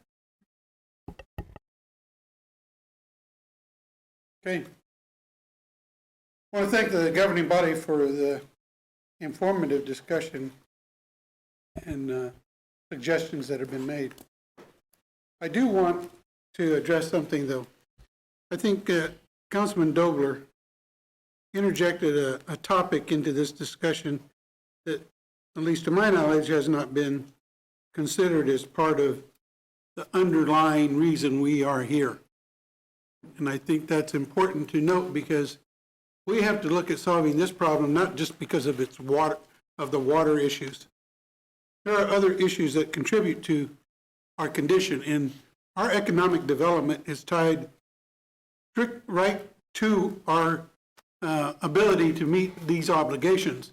And so when we struggle with economic development as well, when there is concern that if we're going to move forward, somebody's going to get an advantage over another, we really need to look at how, in the end, the growth of this city will make us healthier.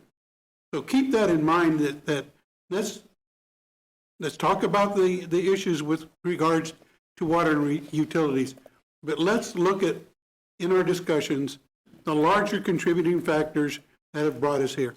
I agree with him that suggesting that previous councils or administrations didn't adequately address this subject does us no good, in that the situations change, times change, financial situations change, and all the factors that go into where we are right now may have not been taken into consideration in their deliberations. These are our deliberations now. And I think it's important for us to not separate ourselves when we say, and hear Councilwoman Valdivia Alcala, that they are going to do whatever they want. We are they, and you are part of they. We are all making this decision, either approving or disapproving it. We're making it together as a governing body. I don't want any of us to think that we're separate in taking on this problem, because it is a problem we will all work to resolve. So I want to make that comment. And Councilwoman Valdivia Alcala, go ahead. So, Mayor, with all due respect, I don't know if that was meant for me, but I think that that is totally out of line. I have always considered myself they. They meaning who all is meeting up there. I don't separate myself. I'm also a representative of people, so I can walk and chew gum at the same time. So, I don't take this lightly. I take this with the information that I have received, with the questions that I have, and there's a lot more that I'm going to say, but I really resent that, because I am they, and I'm not trying to shuck any, responsibility or what have you. And I would also say that a number of initiatives, new initiatives that are being run at this time have been because of the deep involvement I have had with others on the council that are trying to change things for the better. Thank you. You're welcome, and I will respond. I did not suggest that you are separating yourself. It's just that when you make the comment that the citizens say that they will do whatever they want, we are all they, and that includes you. So that's my comment. It's not meant to separate you out. It's just that the constituents need to know that they is this body, everyone. So if you take personal offense to that, that's unfortunate. But with no further comment, I'm going to move forward to public comment. Okay, we have one person signed up for public comment. Irma Forbes. Ms. Forbes, I see you in the audience. Yes, thank you.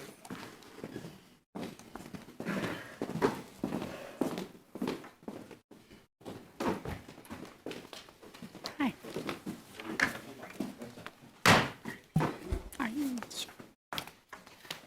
Thank you very much.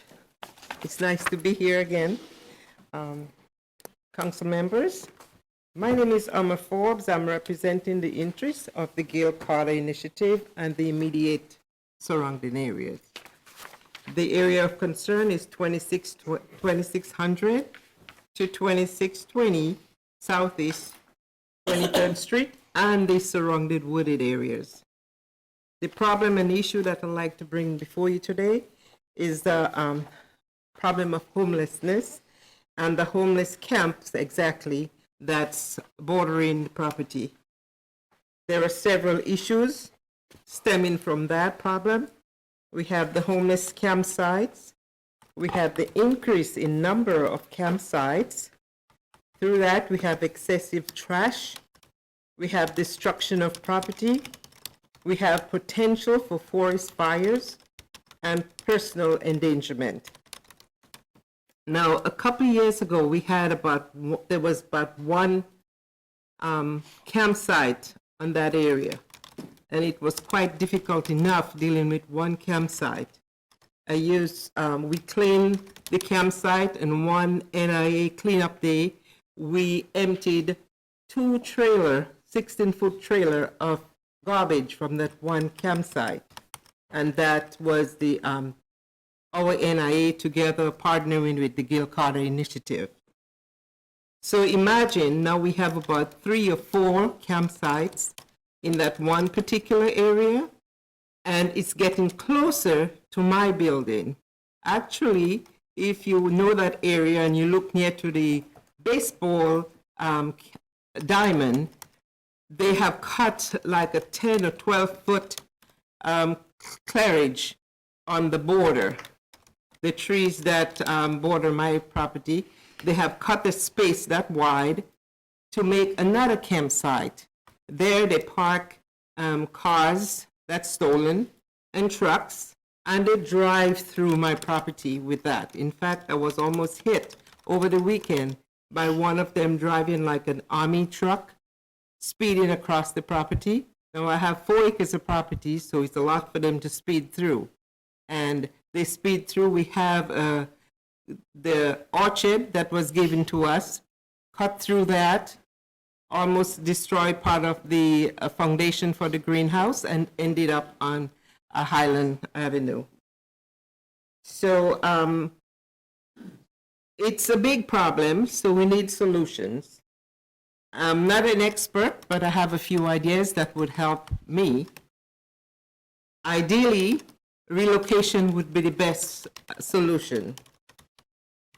I don't know, but there are lots of vacant buildings that could be used for that purposes, and job training for these people, access for counseling, and my time is nearing, so I have to depend on you to read the handout that I gave you. Most of my suggestions are listed there. But I'd like to say also that when I don't clean the property, the officers from the city come knocking on my door and they show up with notices. Part of the property where the homeless are belongs to the county. And I don't see why I have to go in and clean the county's property also. So I think it behooves them that if Gil Carter have to clean up their property so they wouldn't get fined and papers, then the county should be able to clean their property also to help me out. So, Would you like some more time, ma'am? yes, please. That would be fine. Thank you kindly. 2 minutes. Okay, motion and a second. Those, all in favor say aye. Aye. Please proceed. Yes, my thought went away. So anyway, I would like some help. There are lots of things that the city or county, the county could do. As a matter of fact, I had a meeting with the prior manager. We discussed taking over that piece of property that the county owned there and turning it not to Gil Carter, but to the Highland Acres NIA, where we could clear it, clean it up, and have kids use it as a park or a playground for the kids. That would nicely get rid of this, the homeless situation there, and it would be a nice use of the property. So I beg you to assist me in finding a permanent resolution for this grave, grave, grave issue. Thank you kindly. Thank you, ma'am. Any question for me? No, Thank you. Mr. City Manager, I would suspect code enforcement isn't aware or already acting on this. And we can do so. Okay. I don't see anyone else signed up for public comment. We will move, well, there is, we can do some announcements first, and then there is a need for an executive session. So, Madam Clerk, for announcements. There's no meeting on next week on December 27th. Okay. Mr. City Manager. Thank you, Mr. Mayor. Just wanted to let you know that obviously with the weather event that's happening later this week. Proud that the city of Topeka has joined our partners at the Topeka Rescue Mission, at Vallejo, at Shawnee County, at the United Way to try to be proactive in serving those that need help.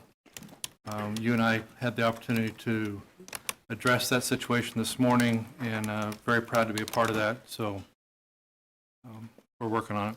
I will also tell you, sir, that United Way is expecting to make a push tomorrow, looking for public volunteers to assist during these cold snaps with some sheltering situations.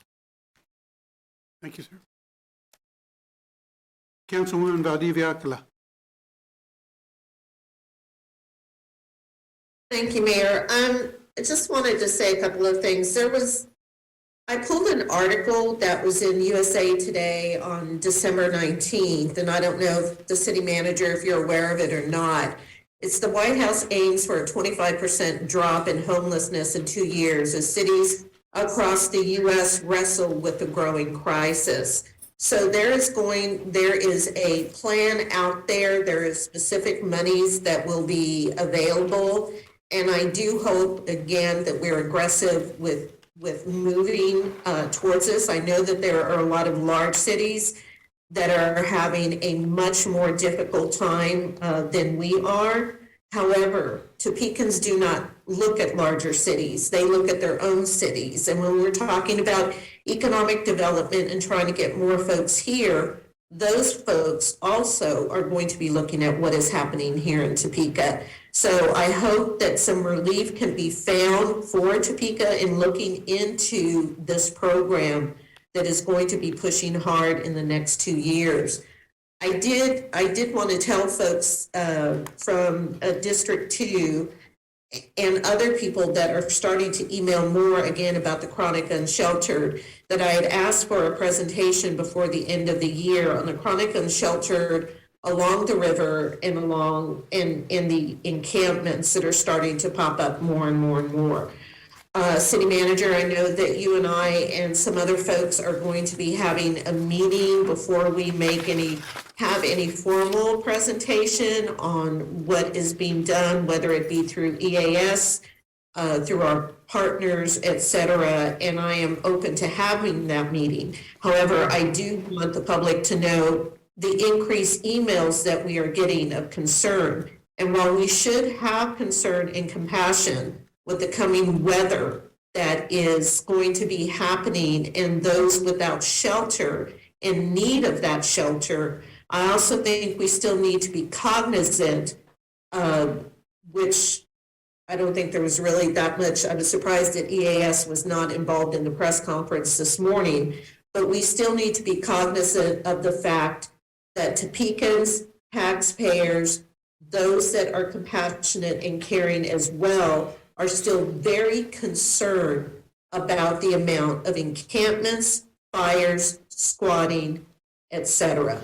And people can be compassionate and still have concerns for their own neighborhoods, for their own families, etc. It doesn't have to be one or the other. It can be an and. Additionally, with the cold weather coming up, please check on your seniors and folks that you know need to be checked on in houses to make sure that they are staying warm, to make sure that if anything goes wrong with the electricity, this is going to be something where we really need to keep tabs on each other. And I just wish everybody Merry Christmas, Happy Holidays, and a New Year. Thank you. Councilwoman Ortiz.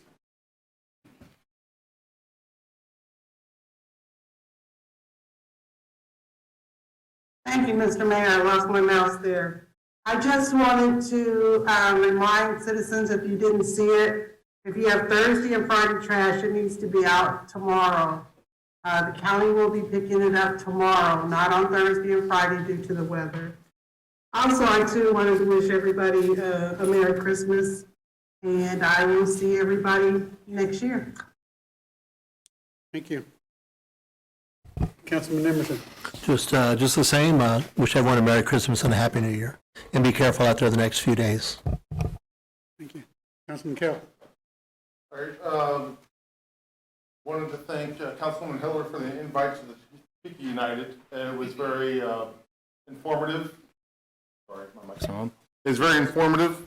To hear kind of some of the traditions I grew up with on the Christmas side of things. Learn a little bit more about Hanukkah and Kwanzaa. They left out Festivus, though. We are on the 25th year anniversary of Festivus on Seinfeld, and I think we need to go over the airing of grievances, feats of strength, pin the mayor, and the Festivus is actually growing a little bit on the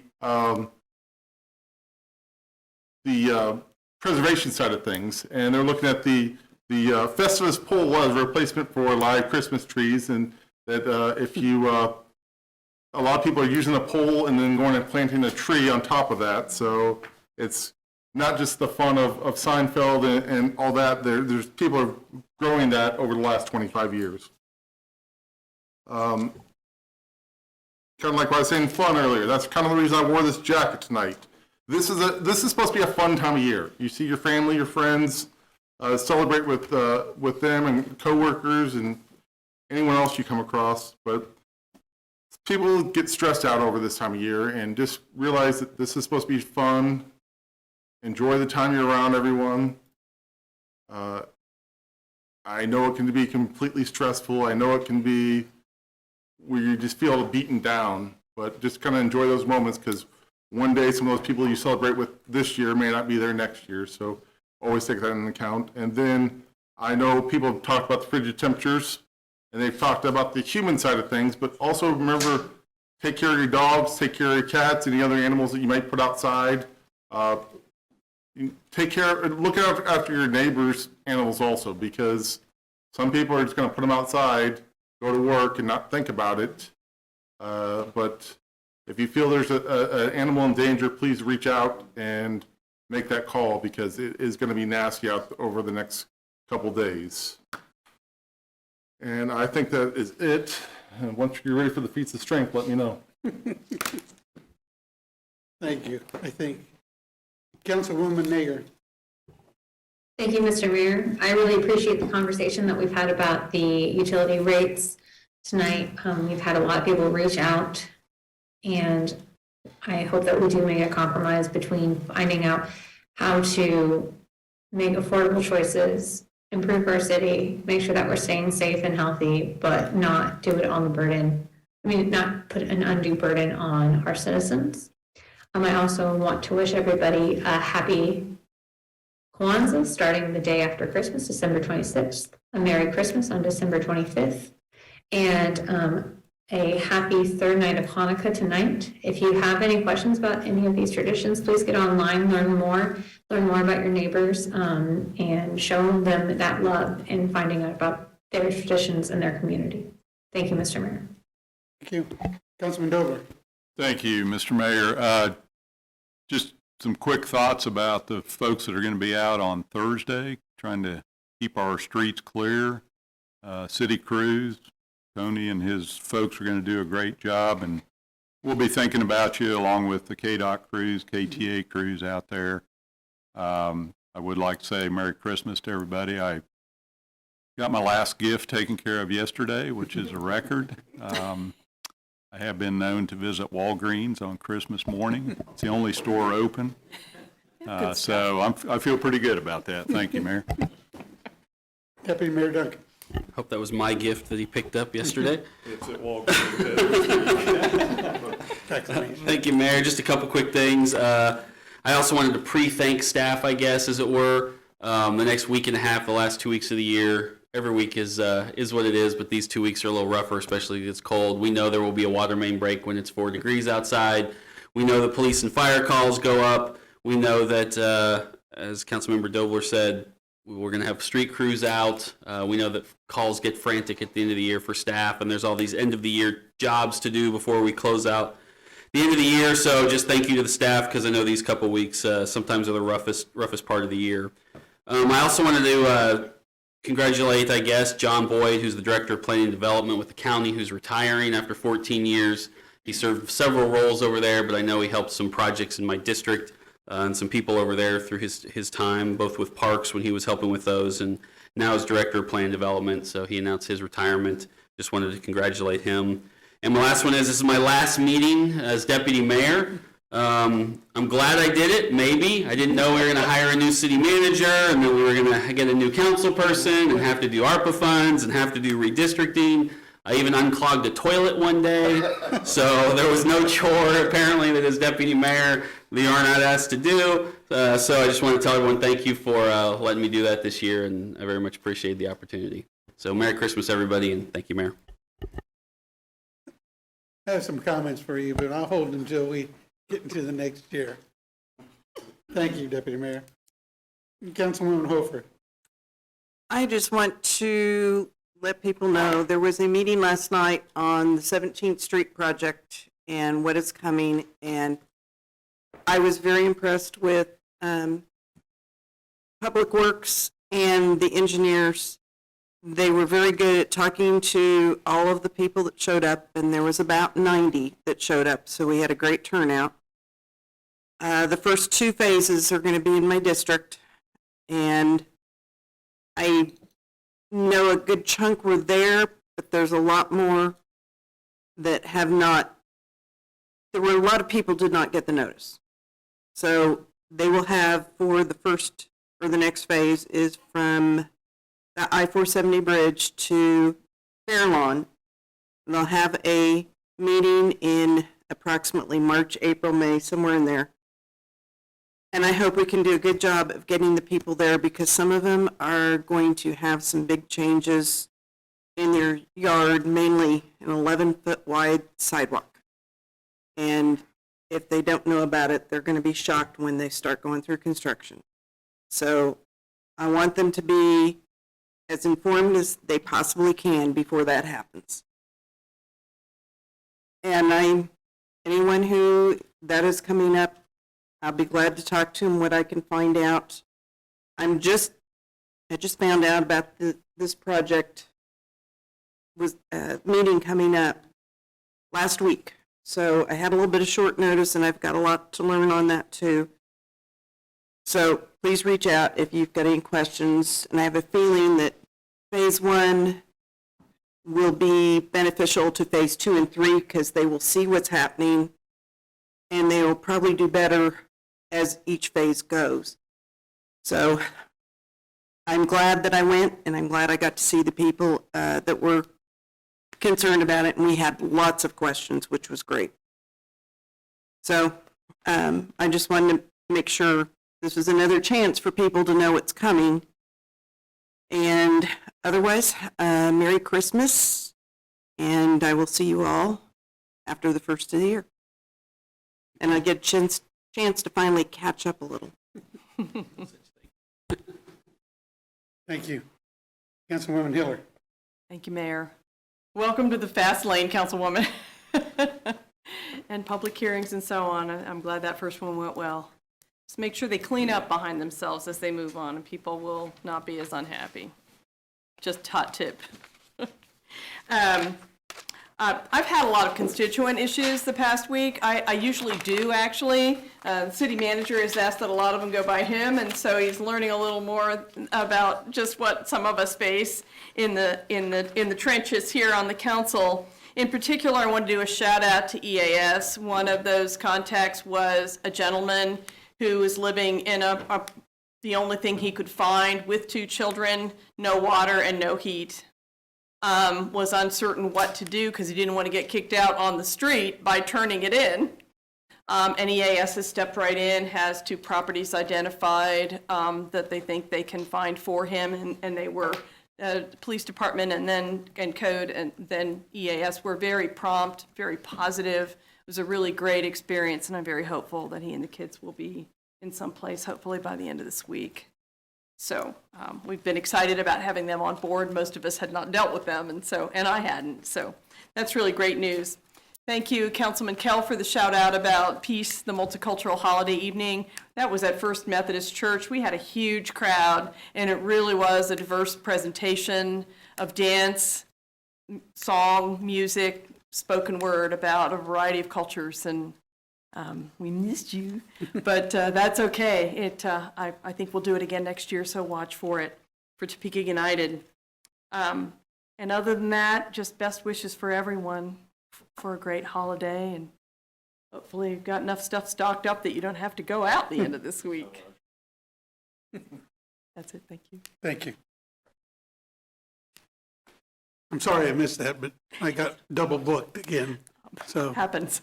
Yeah, and I wanted to go. I just want to thank everybody throughout the year who has contributed work to the success of the city as we move forward. It really made me feel proud of the city employees this morning when we had our press conference talking about what we as a team are doing to address those who don't have the resources to care for themselves and to take care of themselves under good conditions, let alone the conditions that we are expecting this weekend. I think police chief used a term, Topeka Public Safety Team. And I had several comments from the people who were there who noted the use of the term and noted that collection of resources all standing together to offer what they could to help the community. If someone was missing, it was an oversight, not intentional. But I did make the comment, we're open for more partners to join the effort. And I think that speaks highly of what this city is trying to do to meet the basic needs that have been brought forward. Ms. Forbes talked about the homeless situation. All of those are being addressed through this public safety team. So I want to thank the police department and the fire department for being so closely aligned and serving the community. So thank you very much for that. And as Councilman Kell says, this is a joyous time of year. It's something that we all celebrate in a different way. I won't suggest to try and hit all the holidays correctly in the dates, and just hope that everybody will celebrate in the way they feel most comfortable and be open to ask people to celebrate with you.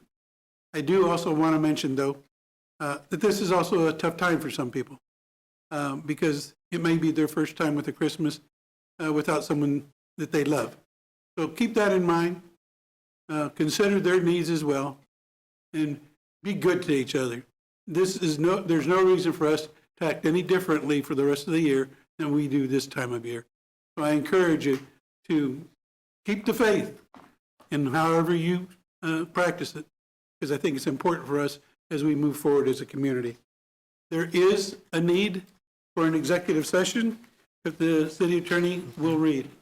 The motion would be to recess into executive session not to exceed 30 minutes for consultation with the city attorney to discuss attorney-client privilege matters regarding specific litigation and a contractual issue and related liability as justified by KSA 754319B2.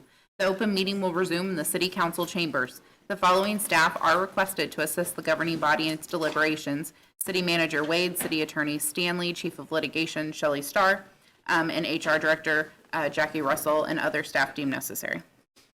Okay, we've heard the need for an executive session. Is there a motion? Motion to approve and a second from motion to approve by Councilman Kell, second by Councilman Dobler.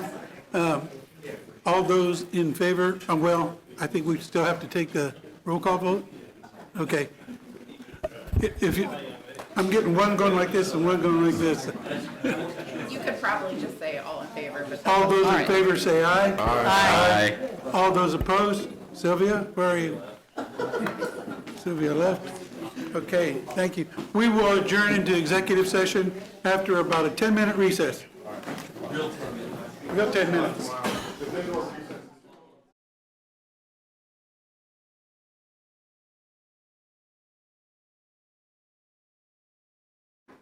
Okay, we have concluded our executive session. There being no further business coming before this body, this meeting is adjourned. Merry Christmas, Happy New Year. Love, love, love. Happy.